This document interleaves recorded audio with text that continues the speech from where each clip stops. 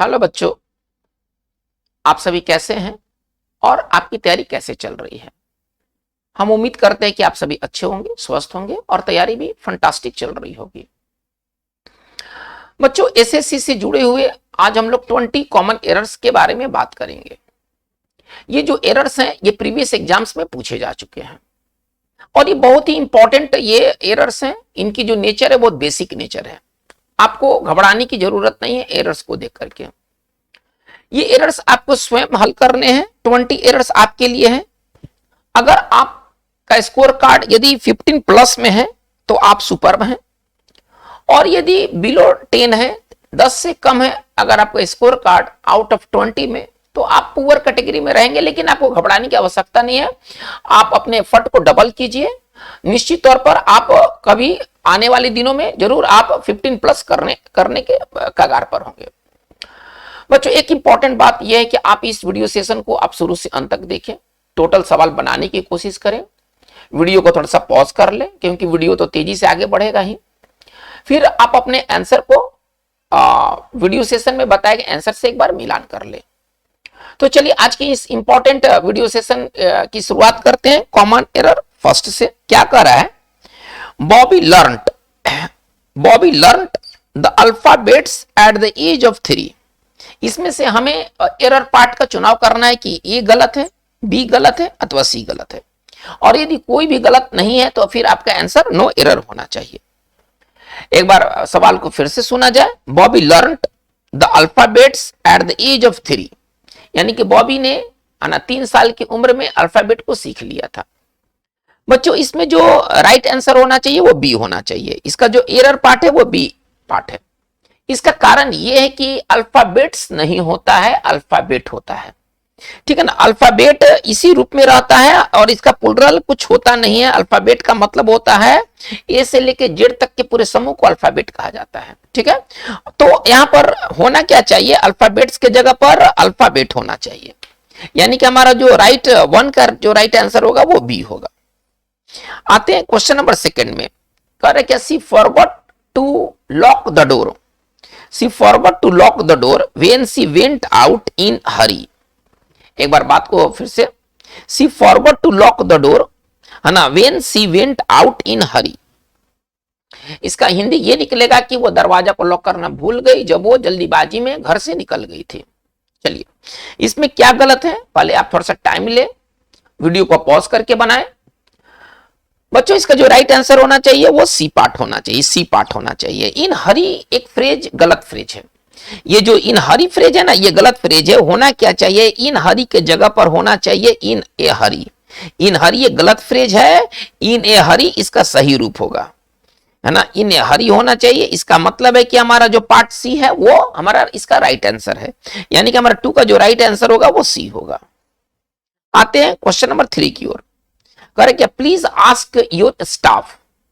एक बार सवाल को फिर से सुना जाए। Please ask your staff if any body of them has seen my purse. Please ask your staff in if any body of them has seen my purse. इसमें हमें गलत पार्ट खोजना है, गलत पार्ट को ढूंढना है। कौन सा हिस्सा गलत हिस्सा है? बच्चों, इसका जो राइट आंसर होना चाहिए वो बी पार्ट होना चाहिए। इसका कारण क्या है? बी पार्ट के गलत होने का कारण क्या है? देखिए, एनी बॉडी जब दे दिया गया हो, जब एनी बॉडी दे दिया गया हो तो एनी बॉडी के साथ हम ऑफ नहीं लगाते हैं। लेकिन यहां पर तो ऑफ रहेगा। ये इसका मतलब है कि एनी बॉडी को हमको चेंज करना होगा। एनी बॉडी ऑफ ये गलत ये रूप है। हम सीधे लिखेंगे एनी ऑफ लिखेंगे। एनी बॉडी ऑफ के जगह पर हम एनी ऑफ लिखेंगे। यानी कि यहां पर जो आप एनी बॉडी देखते हैं यहां पर केवल एनी आना चाहिए, एनी ऑफ देम होना चाहिए। इसका जो रूप होना चाहिए एनी ऑफ देम होना चाहिए। इसका मतलब है कि हमारा 3 का राइट आंसर जो होगा वो बी होगा। हमारा जो 3 का राइट आंसर होगा वो बी होगा। बच्चों, इस वीडियो सेशन में जो भी एरर्स दिए गए हैं ये सभी के सभी प्रीवियस एग्जाम्स के एरर है। बच्चों, अगर आपको ये वीडियो पसंद आए तो आप इसे जरूर अपने ग्रुप में शेयर करें, वीडियो को लाइक करें, वीडियो के बारे में कमेंट करें। अगर आपके कुछ क्वेरीज हो, कुछ प्रश्न हो तो आप उसको जरूर कमेंट बॉक्स का सहारा ले उसके लिए। बच्चों, अगर आप इस चैनल पर नए हो और आपने चैनल को सब्सक्राइब नहीं किया हो तो काइंडली आप इसे जरूर सब्सक्राइब कर ले। चलिए हम लोग एरर नंबर 4 की तरफ मूव करते हैं। कह रहा है क्या, the first chapter of the book is concerned about the disposal of nuclear waste. एक बार सवाल को फिर से, the first chapter of the book is concerned about the disposal of nuclear waste. इसमें हमें गलत पार्ट को खोजना है। इसका हिंदी ये निकल रहा है कि जो किताब का जो पहला जो चैप्टर है वो किससे जुड़ा हुआ है, तो वो न्यूक्लियर वेस्ट का कैसे डिस्पोजल हो, इसके बारे में है ना, फर्स्ट चैप्टर है किताब का। बच्चों यहां पर जो गलत पार्ट है ना, वो पार्ट बी है। वो क्यों पार्ट बी है, देखिए, अगर आप कोई चीज किसी किताब से जुड़ा हो, किसी चीज से जुड़ा हो, तो जुड़ा होने के लिए कंसर्न अबाउट नहीं होना चाहिए। जुड़ा होने के लिए कंसर्न अबाउट नहीं होना चाहिए, जुड़ा होने के लिए कंसर्न विथ होना चाहिए। यहां पर अबाउट का जो यूज गलत होगा और हमारा जो सही जो चीज होगा वो विथ होगा। हमारा वाक्य इस प्रकार से होगा, the first chapter of the book is concerned with the disposal of nuclear waste. यानी कि जहां पर आप अबाउट देखते हैं, अबाउट के जगह पर विथ आना चाहिए। इसका मतलब है कि हमारा 4 का जो राइट आंसर होगा वो बी होगा। आते हैं नंबर 5 की ओर। कह रहे कि almost every day we confront with some new environmental problem. इसमें हमें एरर पार्ट खोजना है कि कौन सा भाग गलत है। एक बार फिर से, almost every day we confront with some new environmental problem. बच्चों आपको क्या लग रहा है, इसमें क्या गलत होगा, क्या गलत होना चाहिए? बच्चों अगर आप सी की ओर सोच रहे हैं कि सी गलत है, तो आप गलत सोच रहे हैं। इसका जो राइट आंसर होना चाहिए वो बी होना चाहिए। इसका राइट आंसर होना चाहिए वो बी होना। ऐसा क्यों, वो मैं क्लियर कर देना चाहता हूं। देखिए, यहाँ सम के बाद प्रॉब्लम्स नहीं होना चाहिए। अगर आप सी की ओर सोच रहे हैं कि सम है, यहाँ पर हम प्रॉब्लम्स दे दे, तो आपको मैं बता दूं कि सम के साथ हम सिंगुलर नाउन का भी प्रयोग करते हैं।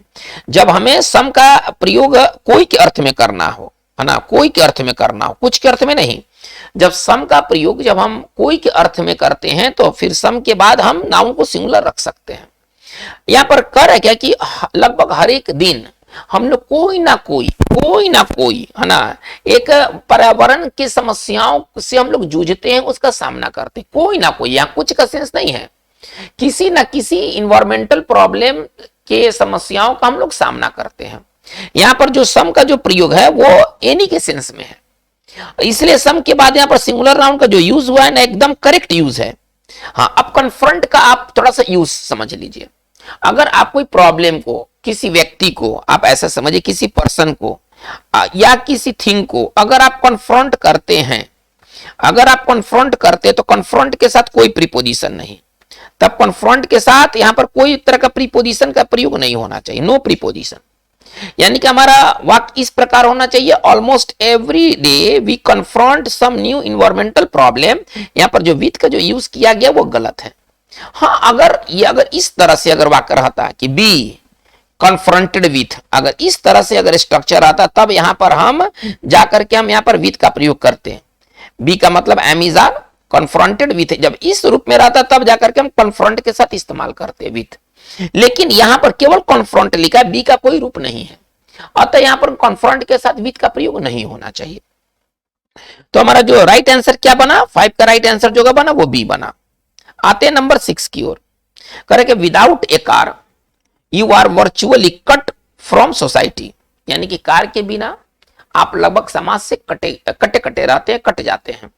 एक बार फिर से, without a car you are virtually cut from society. बच्चों आपने क्या किया है, आप जरूर अपने आंसर को कमेंट बॉक्स में जरूर डालें, इससे हमें पता चलेगा कि हमारे स्टूडेंट क्या सोचते हैं और उनके तैयारी अभी कहां तक है, और उनके इंग्लिश को और इंप्रूव करने के लिए हमें और क्या करने की जरूरत है। बच्चों यहां पर कट फ्रॉम का गलत यूज हुआ है। यहां पर देखिए, अगर आप किसी से कट जाते हैं, दूर हो जाते हैं, तो फिर कट ऑफ होना चाहिए। वहां पर कट ऑफ के बाद हमारा फ्रॉम इस्तेमाल होना चाहिए, ठीक है ना। कोई व्यक्ति कट फ्रॉम सोसाइटी नहीं होता है, कट ऑफ फ्रॉम सोसाइटी होता है, वो समाज से कट जाता है। सेपरेटेड के सेंस में हम कट ऑफ का इस्तेमाल करते हैं, फ्रॉम तो आएगा ही, लेकिन कट के जगह पर कट ऑफ होना चाहिए। यानी कि हमारा जो एरर पार्ट है वो 6 का पावर जो एरर होगा वो सी होगा, 6 का एरर जो होगा वो सी होगा।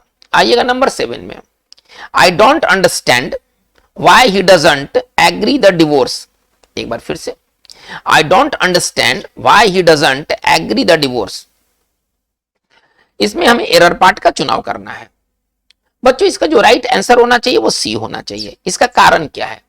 अगर आप किसी प्रस्ताव से, किसी सजेशन से, किसी तरह के डिवोर्स वाली बात भी एक सजेशन वाली बात होती है, अगर आप इससे एग्री होते हैं तो एग्री के साथ प्रीपोजिशन टू का प्रयोग होता है। यहां पर सीधे एग्री द डिवोर्स नहीं होना चाहिए, एग्री टू द डिवोर्स होना चाहिए। अगर आप किसी रिक्वेस्ट से, थोड़ा सा इस चीज को समझ ले, अगर आप किसी प्रपोजल से, अगर आप किसी सजेशन से या आप किसी डिवोर्स से अगर आप एग्री होते हैं तो एग्री के साथ प्रीपोजिशन टू अवश्य प्रयोग होना चाहिए। ठीक है, तो यहां पर एग्री द डिवोर्स की जगह पर क्या होना चाहिए? एग्री टू द डिवोर्स होना चाहिए। इसका मतलब है कि हमारा 7 का राइट आंसर जो होगा वो सी होगा।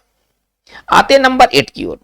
करे क्या? The below report describes my recent stay at the hotel Sheraton. At the hotel Sheraton. एक बार फिर से, the below report describes my recent stay at the hotel Sheraton. बच्चों यहां पर एक बात मैं क्लियर कर देना चाहता हूं कि इसका जो राइट आंसर पहले तो होगा, पहले राइट आंसर की ओर पहले मैं जाऊं। इसका जो राइट आंसर होना चाहिए, राइट आंसर ए होना चाहिए। वो क्यों होना चाहिए? बिलो रिपोर्ट में क्या प्रॉब्लम है, थोड़ा सा इसको समझ लिया जाए। देखिए, एबव और बिलो में अंतर क्या है, पहले आप ये दोनों को एक साथ आप समझिए। एबव और बिलो में क्या अंतर है? एक है ऊपर और एक है नीचे। हम एबव का प्रयोग हम नाउन के पहले भी कर सकते हैं और एबव का प्रयोग हम नाउन के बाद भी कर सकते हैं। ये एक मॉडिफायर का काम करता है। यहां पर एबव एक मॉडिफायर का काम करता है, यानी कि हम ऐसे लिख सकते हैं above point, the point above, हम ऐसे भी लिख सकते हैं। लेकिन बिलो के साथ क्या बात है ना कि बिलो का प्रयोग हम नाउन के पहले नहीं कर सकते हैं, है ना। बिलो का प्रयोग हम नाउन के पहले नहीं कर सकते हैं। यदि बिलो के साथ नाउन को रखना है तो नाउन के बाद बिलो होना चाहिए, ये इसका सही रूप है। देखिए, एबव और बिलो में अंतर बहुत स्पष्ट है। हम नाउन के पहले एबव रख सकते हैं लेकिन हम नाउन के पहले बिलो का यूज नहीं कर सकते हैं, है ना। बिलो पॉइंट्स, हम जैसे कि हम नोट्स लिख रहे हैं और हमको लिखना अधोलिखित बिंदु, है ना, निम्नलिखित बिंदु, तो वहां पर बिलो का इस्तेमाल हम नहीं कर सकते। बिलो पॉइंट्स नहीं लिखेंगे, द पॉइंट्स बिलो लिखेंगे। तो यहां पर क्या लगता है? बिलो रिपोर्ट में क्या त्रुटि है? यहां पर रिपोर्ट के पहले बिलो आ गया है। क्या आपको बताया गया कि नाउन के पहले बिलो का जो यूज है वो रॉन्ग यूज है। इसका मतलब क्या होना चाहिए कि रिपोर्ट पहले आएगा, बिलो बाद में जाएगा। तो हमारा पूरा स्ट्रक्चर किस प्रकार होगा? The report below describes my recent stay at the hotel Sheraton. तो बच्चों यहां पर जो 8 का आंसर, जो राइट आंसर होगा वो ए होगा। आते 9 की तरफ। Correct, we need more efficient ways, we need more efficient ways of dealing with pollution और the problem will get worse.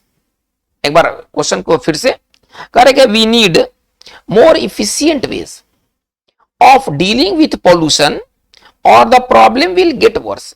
इसमें क्या गलत है? आप टाइम लीजिए, थोड़ा इसको बनाने की कोशिश कीजिए। बच्चों इसमें जो इफिशियंट का जो यूज है ना वो रॉन्ग यूज है। ये इसका मतलब है कि हमारा जो राइट आंसर होगा वो ई होगा। क्या होना चाहिए यहां पर? करे क्या? We need more efficient ways. Efficient का पहले मतलब क्या होता है, पहले इसको पहले समझ लिया जाए।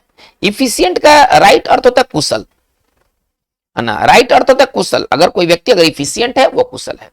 लेकिन यहां पर कुशल वे का कोई मतलब नहीं है। यहां पर मतलब है प्रभावकारी वे, वो वे जो कि प्रभाव छोड़े, है ना, काम करे। यानी कि यहां पर इफिशियंट के जगह पर क्या होना चाहिए? इस एरर में इफिशियंट के जगह पर इफेक्टिव होना चाहिए। आपको इफेक्टिव वे को सजेस्ट करते हैं, आपको इफेक्टिव मेथड को बताते हैं। तो हमारा वाक्य किस प्रकार होना चाहिए? We need more effective ways of dealing with pollution. Pollution के लिए इफेक्टिव वेज की जरूरत है, इफिशिएंट वेज की जरूरत नहीं है, इफेक्टिव वेज की जरूरत है। इसका मतलब है कि हमारा जो पार्ट है वो ए गलत है। उसमें क्या होना चाहिए? इफिशिएंट की जगह पर इफेक्टिव होना चाहिए। 9 का राइट आंसर हमारा ए होगा। आते हैं नंबर 10 की ओर। करके he doesn't like cricket, he doesn't like cricket and he doesn't like football also. इसमें क्या गलत है? या नो एरर है, या अगर गलत नहीं है तो आंसर नो एरर होगा आपका। एक बार फिर से, he doesn't like cricket and he doesn't like football also. देखिए इसमें जो राइट आंसर होना चाहिए, इसमें जो गलत पार्ट है वो पार्ट सी है। यहां पर ऑल्सो का यूज गलत किया गया है। यहां पर ऑल्सो के जगह पर ईदर होना चाहिए, ऑल्सो के जगह पर ईदर होना चाहिए। वो क्यों? जब दो निगेटिव सेंटेंस दिया गया हो और आपको भी कहना है, भी कहना है, थोड़ा ध्यान से इसको सुना जाए, भी कहना है तो दो निगेटिव सेंटेंस के साथ हम ईदर का प्रयोग करते हैं। ईदर का एक अर्थ भी होता है, ईदर का एक अर्थ भी होता है। इसका हिंदी क्या लिखेगा? वो पसंद नहीं करता है और भी पसंद नहीं करता है। ठीक, अंग्रेजी ऑल्सो होता है लेकिन निगेटिव के साथ नहीं। देखिए ये सेंटेंस निगेटिव है, ये भी सेंटेंस निगेटिव है। तो जब दो निगेटिव सेंटेंस दिया गया हो और आपको भी का अंग्रेजी लिखना हो तो वहां पर हम ऑल्सो की जगह पर ईदर का प्रयोग करते हैं। यानी कि हमारा जो राइट आंसर 10 का राइट आंसर सी होना चाहिए। आइएगा नंबर 11 की ओर। कह रहा है बिलो द टेबल है ना, there were some empty wine bottles. एक बार फिर से करेंगे, below the table there were some empty wine bottles, यानी कि टेबल के नीचे कुछ वाइन बोतल्स थे। देखिए बच्चों, अगर किसी चीज के नीचे यदि हमें बताना है कि कोई चीज है, कोई चीज के नीचे कोई चीज है, तो बिलो के जगह पर वहां पर अंडर का प्रयोग होना चाहिए। बिलो यहां पर गलत यूज किया गया है, यहां पर होना चाहिए अंडर द टेबल, है ना। अगर किसी को कहना है कि आओ मेरे छाता के नीचे आ जाओ, कम एंड आना, come under the below, sorry come under my umbrella, come under my umbrella. तो कोई चीज यदि किसी चीज के नीचे है तो वहां पर हम जो यूज करते हैं वो बिलो का प्रयोग नहीं होता, वहां पर अंडर का प्रयोग होता है। इसका मतलब है कि 11 का राइट आंसर हमारा होना चाहिए ए होना चाहिए। आते हैं नंबर 12 में। Correct, the lawyer asked the complainant to put his sign on the paper, यानी कि शिकायत करने वालों से, जो शिकायत करता था उससे लायर ने कहा कि आप पेपर पर साइन करें अपना। चलिए, the lawyer asked the complainant, शिकायत करता, बच्चों हम लोग पुट जब दे दिया तो यहाँ पर साइन नहीं होना चाहिए, है ना, पुट सिग्नेचर होता है। पुट साइन जैसा कोई फ्रेज नहीं होता। आप साइन को पुट नहीं करते हैं, आप अपने सिग्नेचर को पुट करते हैं। तो पुट साइन की जगह पर होना चाहिए, पुट सिग्नेचर होना चाहिए। चलिए, इसका मतलब है कि हमारा पार्ट क्या है? हमारा पार्ट बी गलत है। इसका मतलब है कि 12 का राइट आंसर हमारा जो होगा वो बी होगा। यहाँ पर सिग्नेचर की जगह पर, साइन की जगह पर क्या होना चाहिए? साइन की जगह पर क्या होना चाहिए? साइन की जगह पर सिग्नेचर होना चाहिए। चलिए हम आगे बात को लेके चलते हैं। तो 13 correct, A bird in the tree, एक बार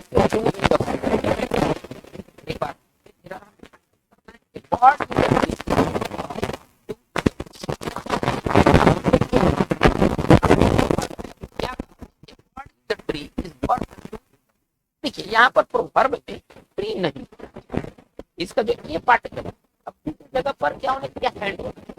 प्रोवर्ब किस तरह से है? ए बर्ड इन द हैंड, क्या तो बर्ड इन द हैंड होना चाहिए। यही आपका प्रोवर्ब है। और इसका मतलब क्या होता है कि जो चीज निश्चित है उसको लेकर चलना चाहिए, भले उसकी संख्या कम ही क्यों ना हो, आप अनिश्चित की ओर ना जाए। तो इसका मतलब है कि यहाँ पर ट्री की जगह पर क्या यूज होना चाहिए? हैंड का यूज होना चाहिए। इसका मतलब है कि हमारा 13 का राइट आंसर जो होगा वो ई होगा। आते नंबर 14 की तरफ। Correct, when I went outdoor I found frost everywhere. बच्चों आप इसे कीजिए, इस एरर को जरूर बनाइए। ये थोड़ा सा स्टैंडर्ड एरर है, इसके लिए आप थोड़ा सा समय भी ले सकते हैं। आपको देखना है कि एरर कहां पर है और आपका लॉजिक सही हो रहा है कि नहीं हो रहा है। हमें केवल संख्या को नहीं देखना है कि मेरा 15 सही हुआ, 14 सही हुआ। हमें यह देखना है कि हमने जो पाया तो सही लॉजिक के साथ पाया, कि हमने गेस पर अपना आंसर बनाया था, हमने किस तरह से आंसर बनाया था। अगर आप जानते हुए आंसर बना रहे हैं तो आप बहुत अच्छे डायरेक्शन में जा रहे हैं। लेकिन अगर आप तिर तुक्का लगा रहे हैं ए बी बिना देखे, तो इसका मतलब है कि आप जो है वो गलत डायरेक्शन की ओर जा रहे हैं, आपको ये डायरेक्शन गलत दिशा की ओर ले जाएगा। अतः मेरा रिक्वेस्ट है बच्चों कि आप तिर तुक्का ना लगाएं, जानकारी लेकर के आप इसको स्कोर करें, भले कमी है कोई बात नहीं।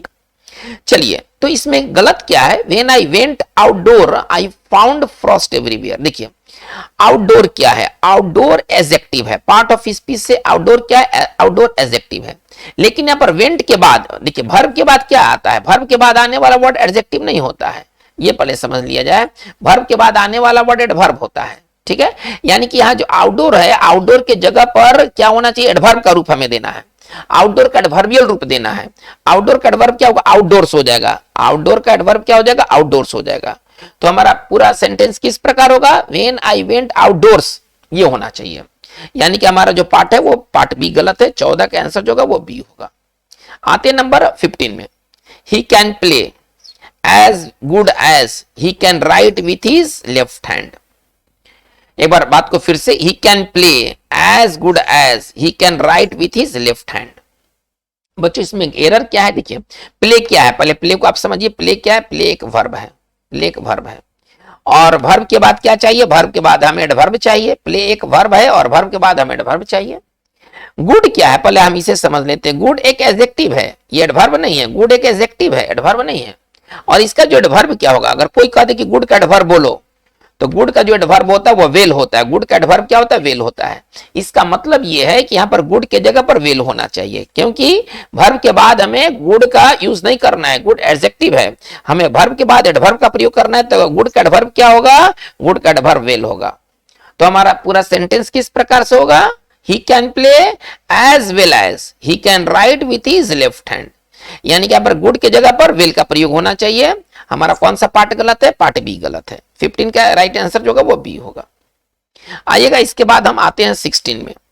करे क्या, as poor as they are they never refuse to donate for any noble cause. पर इसको समझना है, इसका हिंदी करे क्या, as poor as they are they never refuse to donate for any noble cause. इसका हिंदी मोटा मोटा ये निकल रहा है कि यद्यपि वे गरीब हैं, लेकिन वे दान देने से, अच्छे चीजों के लिए दान देने से नहीं हिचकते हैं, हालांकि वो गरीब हैं।